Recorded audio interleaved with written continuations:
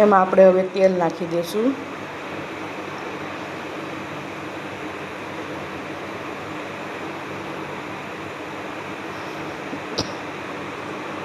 બે પાવડા તેલ નાખ્યું છે. હવે આપણે એમાં પાપડી ચોખાનો લોટ નાખી દઈશું.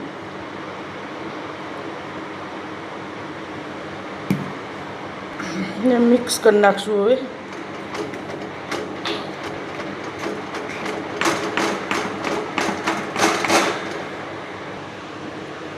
અને મિક્સ કરી નાખવાનું છે બધું.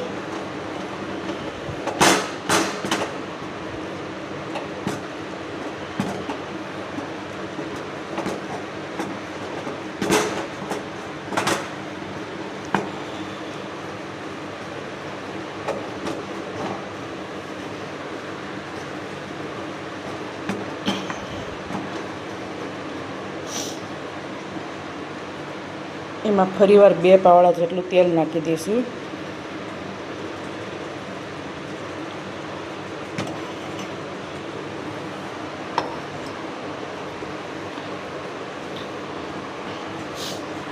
અને મિક્સ કરી નાખશું.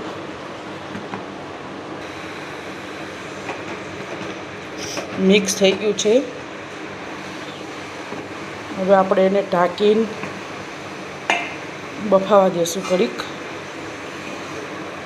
એમાં ગેસે. તો હવે આપણે જોઈ લઈએ. પાપડીનું ખીચું રેડી છે.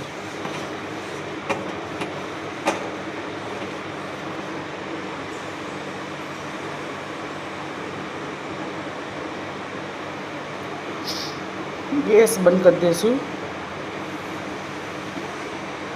અને હવે આપણે સર્વ કરી લઈશું. બાઉલમાં સર્વ કરી લઈશું.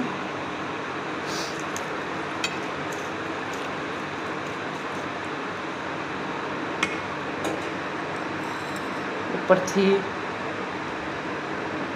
થોડું તેલ નાખી દઈશું.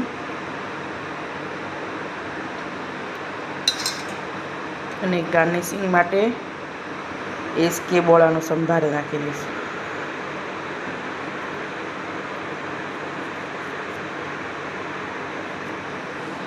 તો તૈયાર છે આપણું પાપડીનું ખીચું.